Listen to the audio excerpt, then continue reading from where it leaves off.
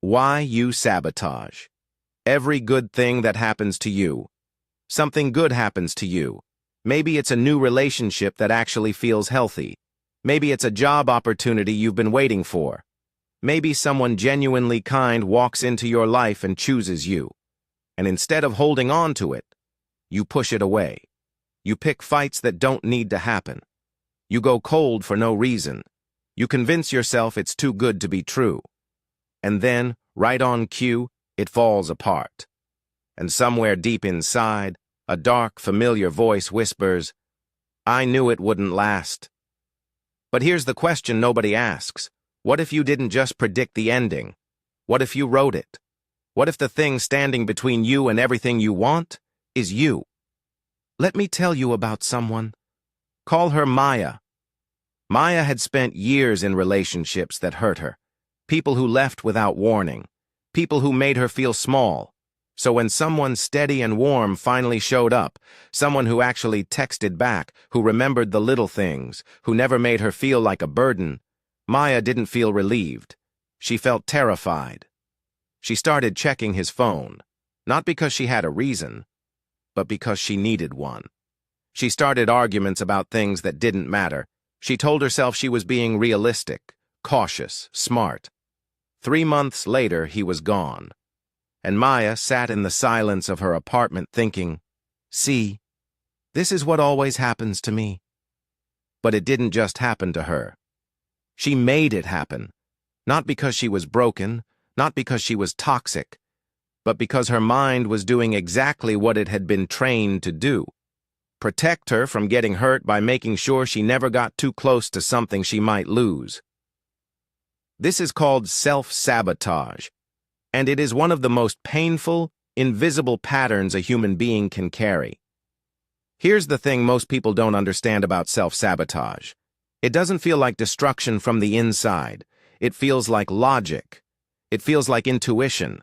It feels like you're finally being smart about something. Finally protecting yourself. Finally not being naive. But what you're actually doing is running a script. A script your younger self wrote during the hardest moments of your life.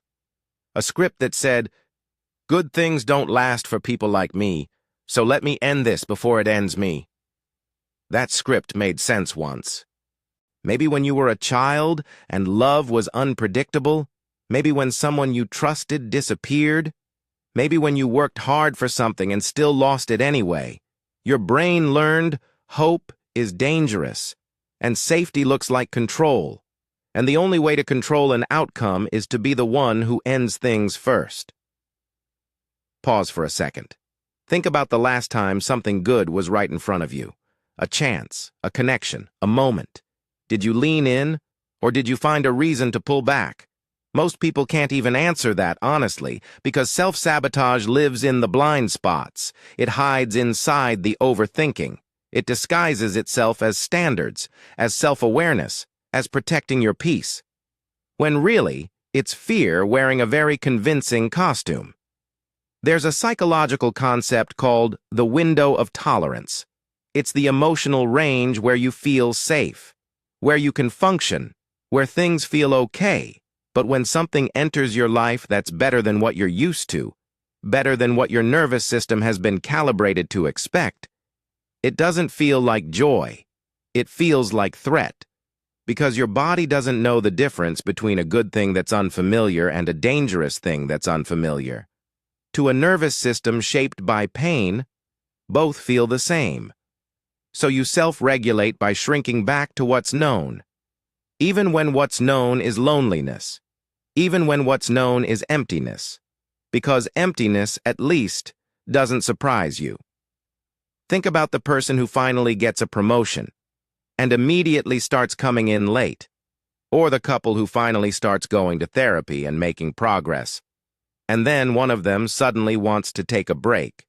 Or the writer who finally finishes their book and then can't bring themselves to publish it. This is not weakness. This is not stupidity. This is the nervous system hitting a ceiling. A glass ceiling built from every time the past said, "You don't get to have this." Psychologists call it an upper limit problem. The idea that each of us has an internal thermostat set to a specific level of happiness, success, and love. And when life pushes us past that level, past what feels familiar, we unconsciously turn the heat back down. We create drama. We start doubting. We get sick, get busy, get cold. Anything to return to the temperature we know. And here's the moment that might genuinely change something for you. The thing you're sabotaging, you don't actually believe you deserve it. Not deep down. Not in the quiet place underneath all the affirmations and the self-help books and the progress you've made.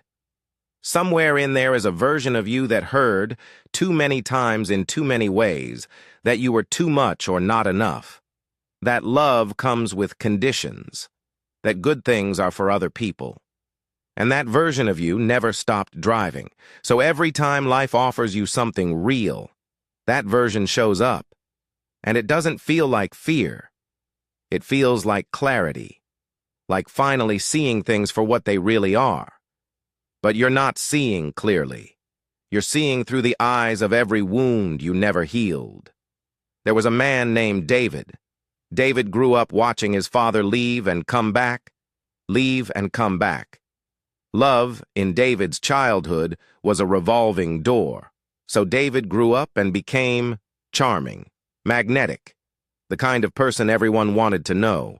But every time someone got close, really close, David would do something to ruin it. A cruel comment, disappearing for days, flirting with someone else right when the relationship felt too real. He didn't think he was self-sabotaging. He thought he was just being honest about who he was. A free spirit, someone who doesn't do commitment. It took him years to realize he wasn't free at all. He was trapped. Trapped in a pattern designed to recreate the only version of love he'd ever known. The kind that never fully stayed. Because the brain doesn't just want what's good for you, it wants what's familiar. So what do you do with all of this? First, you stop calling yourself self-destructive, because that language makes the pattern your identity. And it's not. It's a coping mechanism you outgrew but never discarded. Second, you learn to notice the moment. That specific moment when something good is in front of you and something inside you starts to pull back. Name it. Say, "This is my upper limit. This is old fear. This is not the truth." It won't stop the feeling immediately. But naming it creates distance, and distance creates choice. Third, and this is the hardest one, you stay. Even when everything in you says run. Even when your mind creates 1,000 logical reasons why this won't work, why it's too good, why you're going to get hurt anyway. You practice tolerating good things, because joy is a muscle, and for some of us, it's severely underdeveloped. You have spent so much energy surviving disappointment, surviving people who left, surviving your own mind on the hardest nights. And somewhere along the way, surviving became your only setting. The idea of actually thriving started to feel foreign, dangerous, like something you'd jinx just by wanting it, but you were never meant to just survive. The fact that you're here, listening to this, searching for something, that tells me something about you. It tells me you haven't given up, even if your behavior sometimes suggests otherwise. Self-sabotage is not a character flaw. It's a love letter to your past self. A letter that says, "I learned how to protect you." The problem is, that letter is outdated. That past version of you already made it through. You don't need that protection anymore. What you need now is permission. Permission to have the thing, to keep the thing, to believe, even slightly, that you are the kind of person who gets to experience something real. Because you are. The pattern ends when you decide, not forever, not perfectly, but in this one moment, to let good things land.